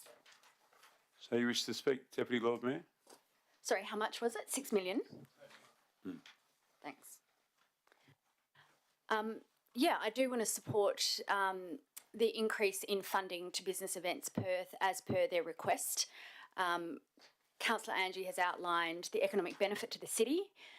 There seems to be a trend with us as a council to, when the state government invests in stuff, we retreat. We actually have a shared responsibility. We're a capital city. It's not all about they're investing more money, so we shouldn't. It's actually about all ships rising with the tide. And when it comes to Business Events Perth, they can choose to call themselves Business Events Perth or Business Events Western Australia and align with some of the items that we have on our agenda. I mean, who knows what you'll come back with from Rome with? It could be a fine furniture festival or exhibition, who knows? But if we don't have a good working relationship that's authentic, honest, and actually invests in these organisations, they will retreat from doing business with us. And that's just how business works. So I'm very supportive of the fact that Councillor Angie has put this motion up for the full amount. There's money clearly in the budget, and I don't believe with the premise that over the next 3 years we start cutting their funding. Thank you, Deputy Lord Mayor. Is there anyone who wishes to speak against the motion? Councillor Bain, you've fired me right up here. So this is a $360,000 amendment over 3 years. And what I've heard is if we don't acquiesce to a request for the full amount, we're not supportive of their agenda, which is just plain wrong. Gareth also said something at the lectern last week. He said that the biggest problem that he's facing is he's starting from behind because of the border opening delay. Just because we're not saying yes to the full amount doesn't mean we value what he does. We value what he does very much so. But the Premier has to pay for the decisions that he made. Now, they are investing huge sums of money to play catch-up, as he should. We don't then just say to Gareth, come in, ask for whatever you want, and we'll say yes, because that's the only way that we're going to agree with you. I think that's a folly argument, and that basically means all of the matrix scorecards that we do with the city internally, don't worry about it. Just come straight to us and we'll give you what you want. I think that's a silly way of going about it. Thanks, Councillor Fleeton. Is there anyone who wishes to speak for the motion? Just a question, if I can, Lord Mayor. Yeah. On page, where are we?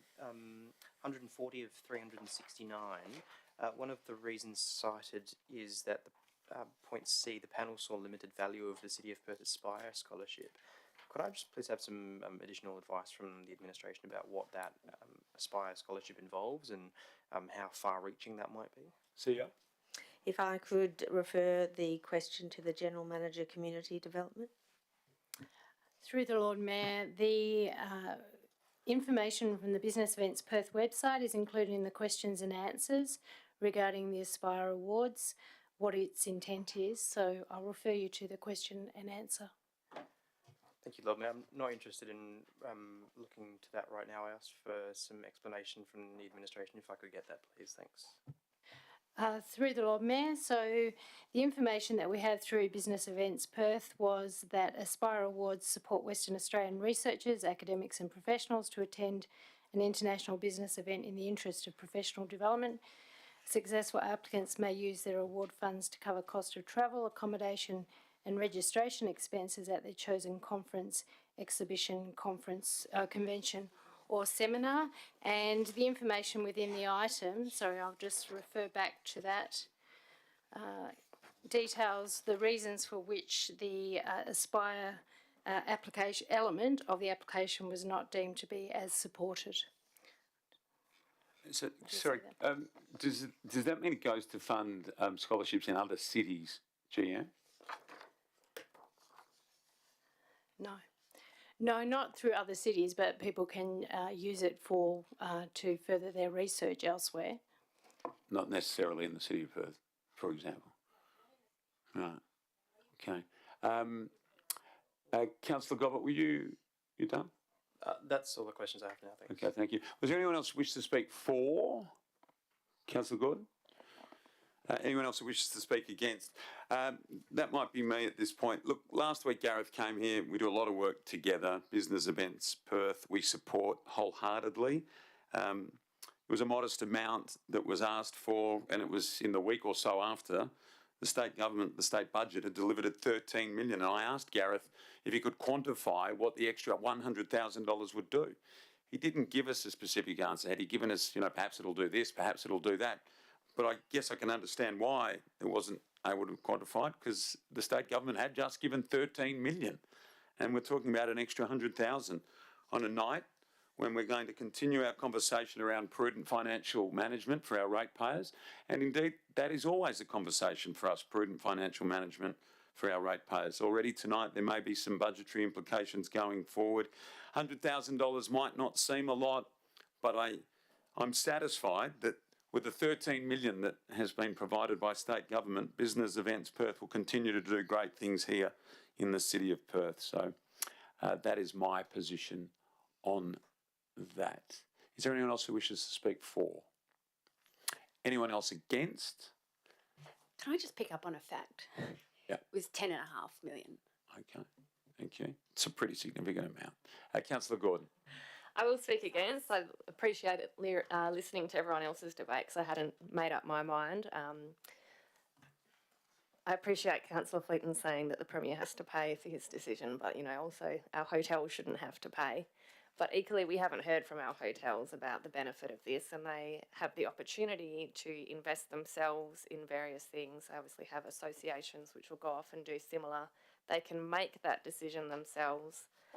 I always fear that it's not necessarily our position to invest all ratepayer funds in such a specific area. So if it gets up, I'll be happy, but I think my vote will be against. Thanks, Councillor Gordon. Is there anyone else for? Anyone else against? Deputy Lord Mayor move this, is that right? Councillor Angie. Councillor Angie. Thanks, Lord Mayor.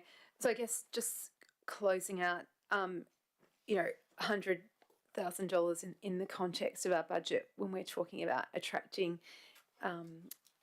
tens of thousands of people to our city and to support our hotels and our city's tourism business. I think it's a really important investment to make, and it shouldn't be underestimated. And in the previous item others talked about the shared responsibility of state government and the city, and this is another example here where the state government has invested heavily, 10.5 million, and we should also show our commitment, I believe. It's a tricky one. This a confidential item with a confidential update in relation to a potential confidential budget saving.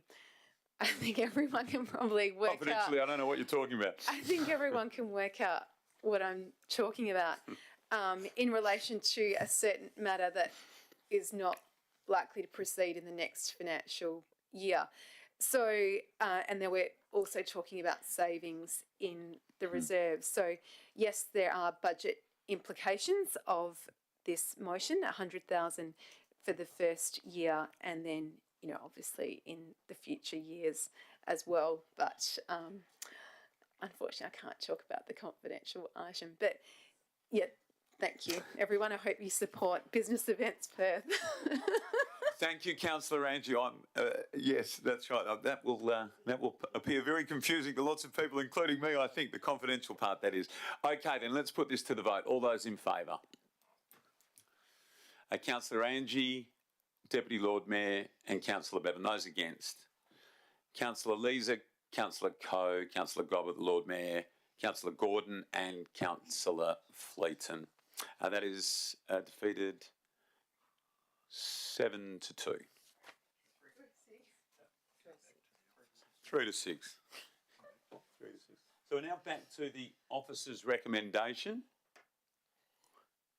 And the mover was Councillor.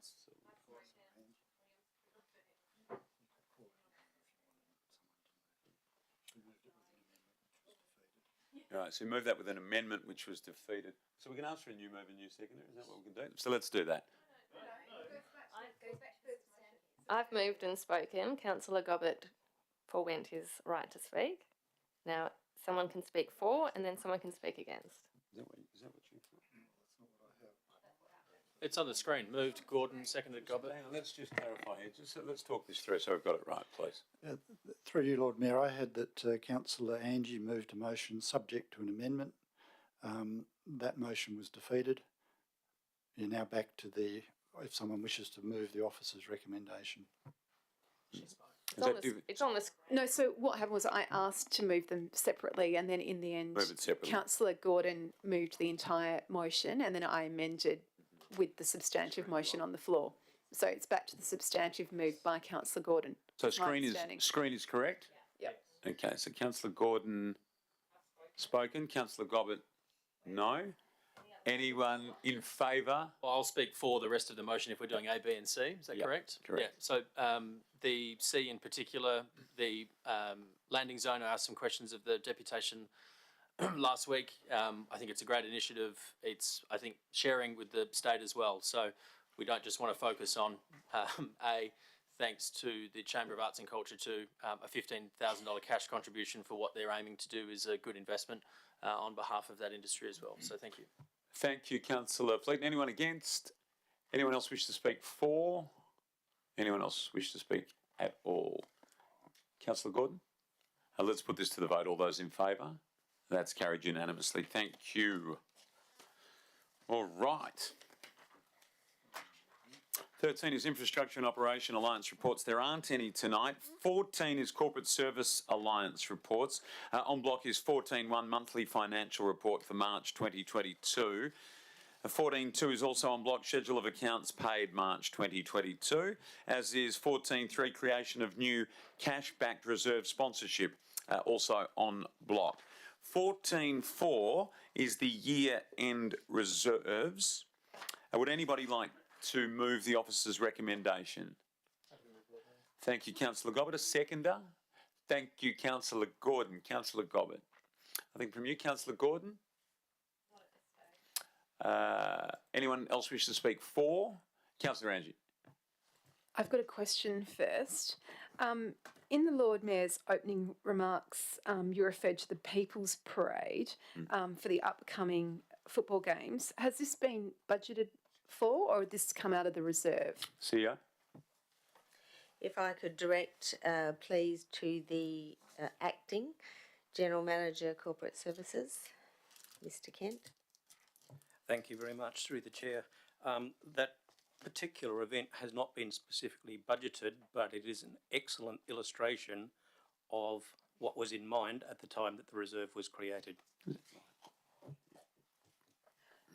So would the reserve be used to fund that event then? Given that we're still in the budget setting process and this event is already anticipated?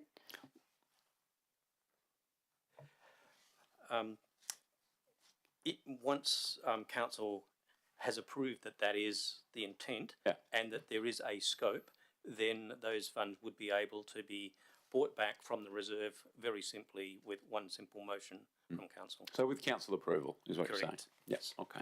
Thank you. Councillor Angie? Also, in relation to the reserves, so my understanding is that the reserves are from essentially a $5 million saving in the current year, or windfall gain as it was described in the papers. If we didn't transfer that whole amount into the reserves, would that then impact our rate setting statement in that we would then be required to raise less rates? Acting General Manager? potentially it will have an impact on the rate setting statement. It may be potentially the outcome that the councillor mentioned. It may also be an alternative situation that we may end up with a higher opening position for the budget than we are actually allowed to have, which would result in a breach of a financial management regulation, which unfortunately the city has had a bad experience with only a matter of years ago. When was that, out of interest? That particular issue, I believe, was brought to our attention very close to our CEO's first or second week in the organisation. Welcome to the So party. that would be August 20? Yes. Thank you. Councillor Angie? So then, based on those comments, is it correct that we're required then effectively by law to transfer these amounts to the reserves?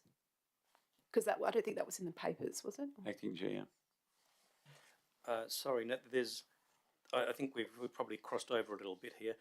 We're not required by law to make the transfer. However, I am explicitly suggesting that, and I'll give a reason if I may for that, and then I'll come back to the legal piece. So essentially, if you think of reserves as being future savings plans to smooth out cash demands across years, particularly the 10 years of the long-term financial plan, with council's support tonight to make these transfers, that will mean that during the 21-22 financial year, council has transferred a net 19.5 million to reserves. Next year, the budget funding model requires the city to bring back $19 million, not in and out of the same reserves, but in aggregate, which is why the reserves are used to manage volatility in those cash demands. So essentially, this is advice from the CFO when I put my other hat on, but the legislative piece that I picked up is not about it requires us to transfer the money to reserves. I'm saying that may be a potential unintended consequence of not transferring the money. Thank you, Acting General Manager or CFO, depending on which hat you had on there at the end. Councillor Angie, was there anything further there? So in terms of the legislation that you noted before, the carry forward balance can't be above a certain amount. So what's the, I guess, minimum amount we could transfer to reserves? How much could we carry over? Acting GM. Lord Mayor, that's a calculation which even with my financing skills is a little tricky to try to do the entire calculation in my head. It's a significant piece of work. I don't know if that's talking yourself up or talking yourself down, but thank you. We appreciate that. Honesty at least. Councillor Andrew, was there anything further? No, thanks. Thank you. Okay, so is there anyone that wishes to speak for or against this motion? Councillor Gordon. I said I may speak later, so I'll speak later and just say that I'm seconded it in the interests of prudent financial management. I trust our CFO that this is the correct thing to do. We could obviously not do it. We could find the minimum amount to transfer into reserves in order to artificially reduce rates this year, which would have the impact of having a significant increase in rates in later years. Thanks. So I prefer the officer's recommendation. Thanks, Councillor Gordon. Sorry for cutting you off. I can see you're on the wind down though. Is there anyone else for or against? Anyone else wish to speak? Councillor Gobbett. Don't wish to close, Lord Mayor. Thank you. So I'll put this to the vote. All those in favour? That is Councillor Lisa Coe Gobbett, Lord Mayor, Deputy Lord Mayor, Bevan, Gordon, Fleeton, against Councillor Angie. And I'm going to try my hardest here, Michael. 8-1. I think I got it right. I'm not in the same street as you when it comes to numbers. 14.5 is differential rates. Would anybody like to move a motion to deal with this item? Thanks, Councillor Gobbett. And a second to Councillor Fleeton. Thank you. Councillor Gobbett? Nothing? Councillor Fleeton? Oh, Liam, you should have left it to me. It's fine. Thank you. First time I'm ever moving a budget with a rate increase. And I've done my research to justify it. So the previous conversation around reserves, the worst thing you can do with reserves is take them and have them chewed up in recurrent expenditure or paying for cost increases. So we've put money away to pay for things like the IT upgrade, parking technology, things that the city will benefit from long term. The short term, our 6 biggest cost increases being insurance, the parking levy, fuel, power, and the increase in super guarantee for staff.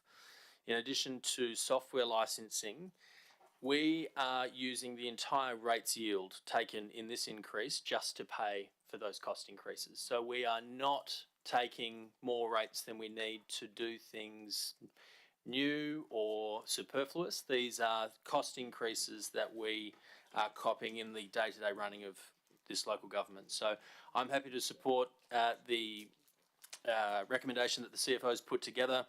We are all questioning the city day in, day out on how they're running things. I'm very happy with the budget process we've just been through. I'll speak more on the budget in July, but I think what we're advertising now with our stakeholders and ratepayers, we can confidently go out there and say we have saved as much as possible, and with these cost increases and the money that we're saving long term, this is a good budget. Thanks, Councillor Fleeton. Is there anyone who wishes to speak against? Councillor Angie? Yeah, I'm not supportive of the rate increase, even though it is, I guess, minor across each category. The increase in rates is 1.2 million, and although I do trust our CFO and his judgment, I guess from my point of view, I think further savings could have been made, or even I did vote against the transfer, and although some of those funds were in relation to capital matters, some were discretionary. So I'm against this motion. Thanks, Councillor Angie. Is there anyone else who wishes to speak for? Through you, CEO, can I just ask a question to the Acting General Manager or CFO? We have kept rates with no percentage increase. It's the last 2 years, is that correct? And on the average residential, as average residential ratepayer, what will this represent to them? Thank you. Through the chair, just to give you a couple of examples. A typical unit in Murray Street, about $12 per year. A unit on Hay Street or Adelaide Terrace, somewhere between $15 and $18 a year. A unit on Terrace Road, approximately $20 a year.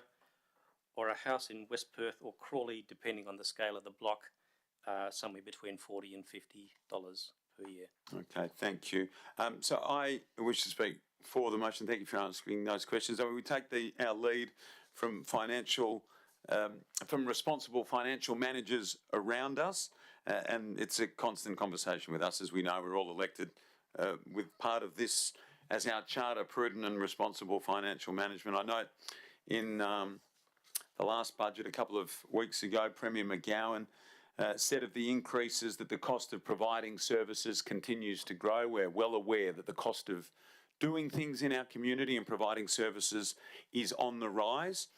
And I note that in the most recent state budget, electricity is up 2.5%, water up 2.5%, vehicle registration up 3.8%, driver's licences are up 6.4%, motor injury insurance is up 2.4%, and standard public transport fees are up 2%.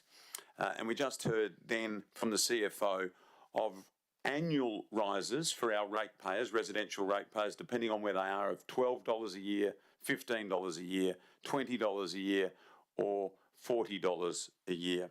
And therefore, I think we are continuing on our stated aim of prudent and responsible financial management. And also thank Councillor Gobbett, who in our discussions has highlighted with the vast benefit of experience that he has in local government, what has happened in other areas when local governments have chosen not to raise rates for a number of years consecutively, only then at the end of that run to have to impose a very substantial rate rise. And therefore this modest rate rise, I think, is in keeping with what we are trying to do with our budget and our commitment for our ratepayers.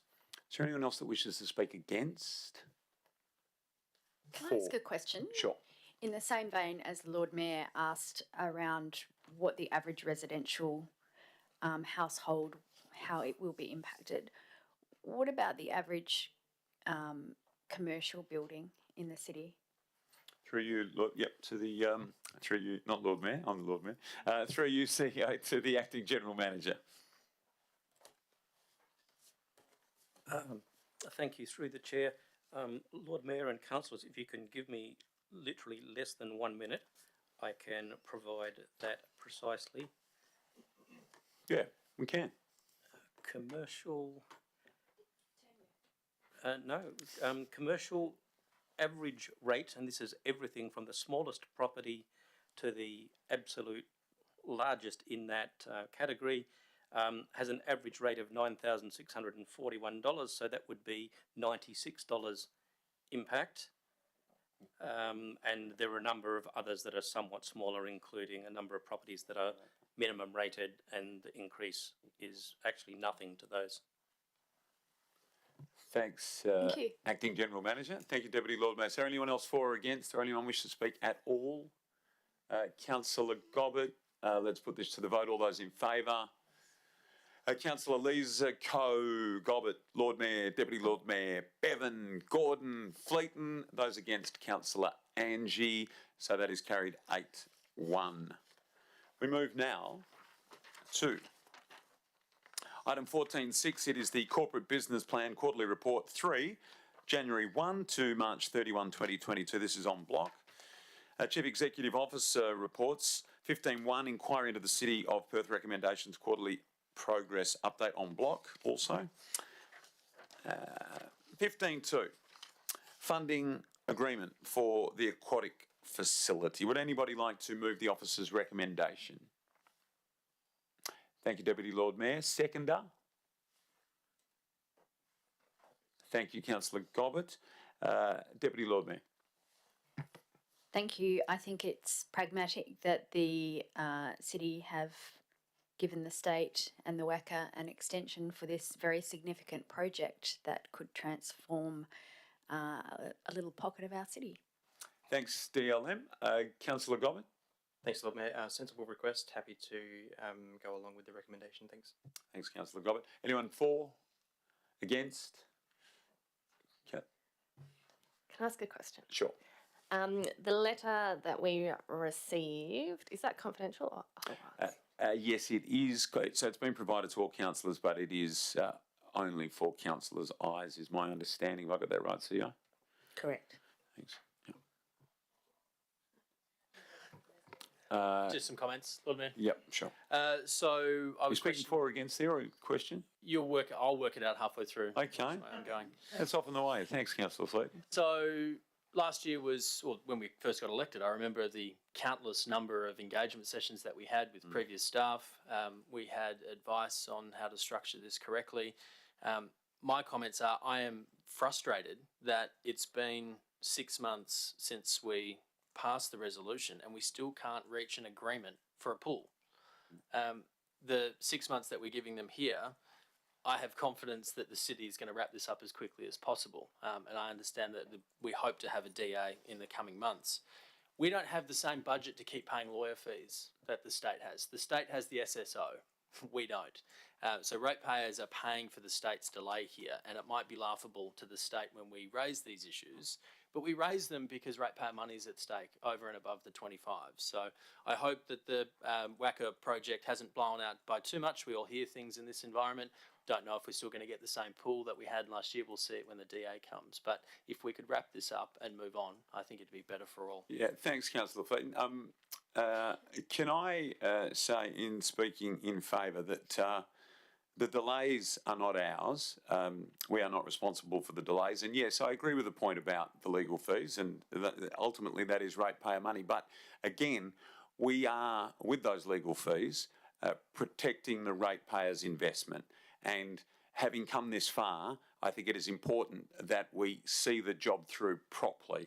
It can't go on forever, and a 6-month extension seems reasonable. I agree with the points that the Deputy Lord Mayor has made, and also Councillor Fleeton. We want to see this delivered. That's why we voted the way we did. The delays aren't ours. It is costing, but it's important that we protect that investment. And so I'm happy to support on that basis.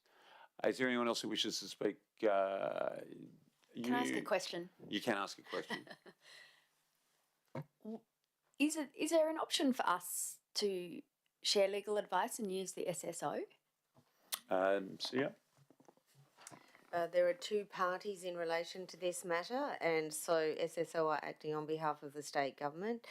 Our legal firm are acting on behalf of the city, and both parties' representation needs to be done separately by lawyers.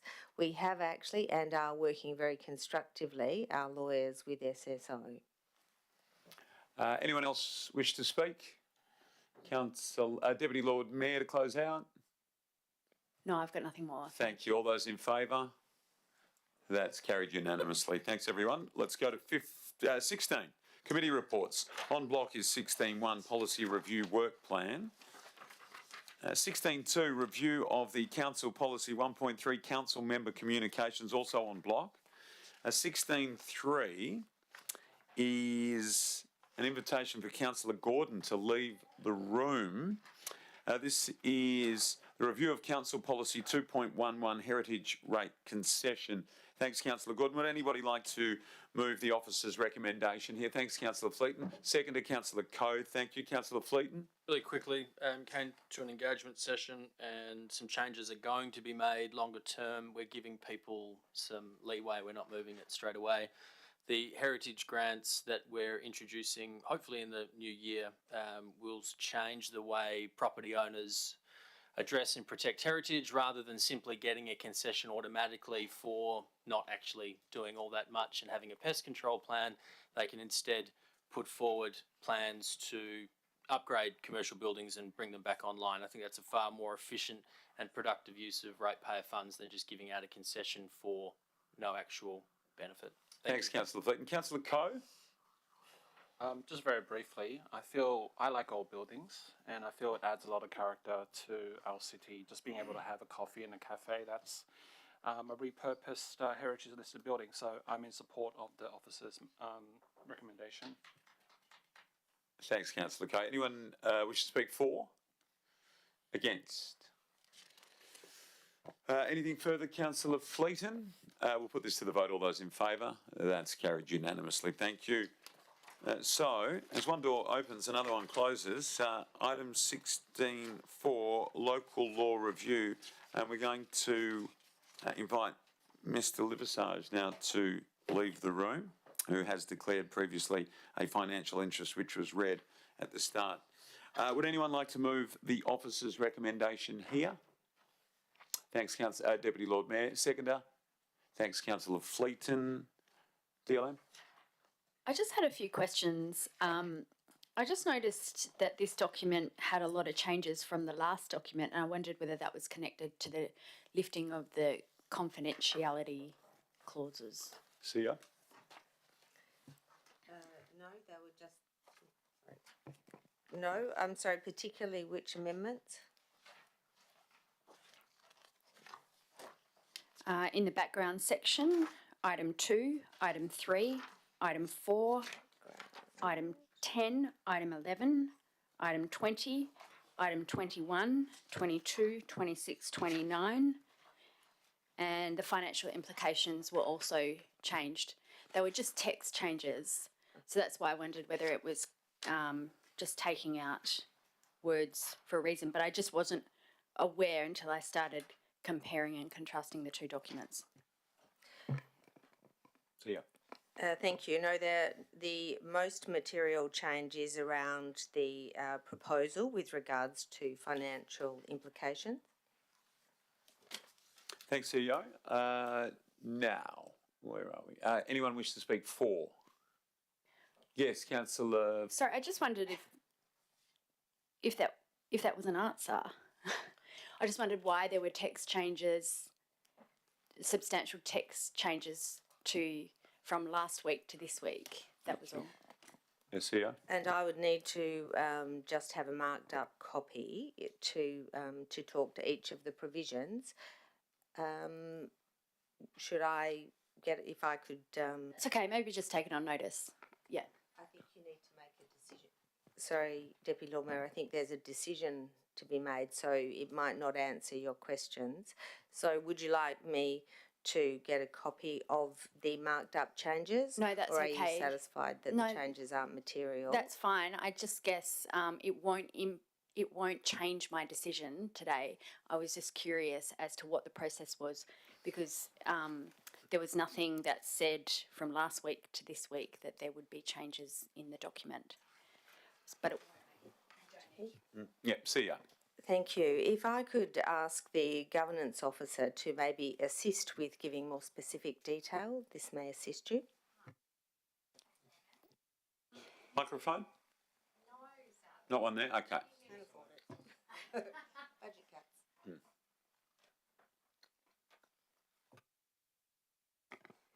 The report that went to the policy committee meeting had legal advice throughout it. And so with the conversation that was had about whether the report was confidential and should it be confidential, the report was then changed to remove anything that was considered legal advice so that the report could be made public. thank you very much. That makes sense. So it is to do with the lifting of the confidentiality. Yep. Thank you to the governance officer. So anyone speaking for Councillor Fleeton? Thanks. If ever there was an example of red tape costing ratepayers, we've spent so much time on talking about an air conditioning unit local law, special event local law, and the repeals 04 and 09. What I've learnt through this process is lawyers cost a lot of money and don't deliver a hell of a lot sometimes. Ooh, so what I would like is we've had briefing paper after briefing paper about how the city doesn't believe we need these local laws because they can be handled in other areas, right? So I've read that time and time again, and yet it's still on the agenda. Like, just get rid of these things if we don't need them. Don't add things if we don't need them in the future. That should be the lesson. Thanks, Councillor Fleeton. Anyone else speaking? Anyone against the motion? Anyone for? Councillor Gobbin? Thank you, Lord Mayor. Just to speak to where this came from, when we were first elected as the new council, we set out to review all of our policies and local laws, and it became evident through that process that it would not be so easy to do the review of the local laws in the way that we want to do, and that there is a necessary process that we have to follow, and unfortunately that takes time and it takes money to do that. But I think to Councillor Fleeton's point is that we are seeking not to duplicate where the requirements of these local laws are captured in other areas, and so the resolution or the recommendation before us is to do exactly that, is to make sure that we are only presented with a consolidated suite of local laws and other pieces of state legislation that guide our processes. So I'm happy to support the recommendation. Thanks, Councillor Gobbin. Sorry. Councillor Gordon once, Councillor Gobbin once. My apologies. Anyone else wish to speak for or against? I'll speak for it. Actually, I moved it. So you're closing out now? You happy for me to close? Yeah. No one else is If there's no one else, no. All right, fantastic. I totally agree with Councillor Fleeton and Councillor Gobbett's sentiments. I was a bit confused by the financial implication changes. Like, it looks like the drafting is included in the finances now, and we've changed, we've just split out what it's going to cost to gazette it. I hope we have the skills in-house to do this, and I'm presuming that's something to do with Chris, who's not in the room, and I welcome this happening. Thank you. Thanks, Deputy Lord Mayor. So let's take a vote on this one. All those in favour? And that is carried unanimously. Chris, if you'd like to come back in. I'm mouthing that because you can't hear me out there. Item 17, motions of which notice has been given. There aren't any tonight. 18 matters for which the meeting may be closed, for which there are none. 19 is urgent business, of which there is none. So with that, item 20, there being no further business, I now declare the ordinary council meeting closed at 6:58 p.m. Thank you very much, everybody, and thank you, councillors. Please all rise for the Right Honourable, the Lord Mayor of Perth, Mr. Basil Zempleth.